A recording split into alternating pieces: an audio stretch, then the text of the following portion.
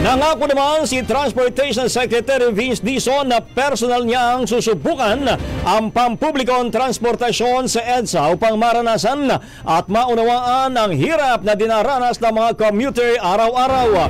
Sa press briefing sa Malacanang, sinabi ni Dizon na para makapagbigay ng tamang solusyon ay kailangang maranasan muna ang problema.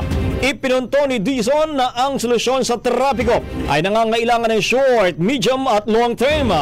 At kabilang sa inilatag niyang short-term solution sa traffic sa EDSA na pwede anyang masimulan agad ay ang pagkakaroon ng dispatching system sa bus carousel kung saan may itinakdang oras lamang ang pagsasakay ng pasahero pang matiyak ang tuloy-tuloy na biyahe.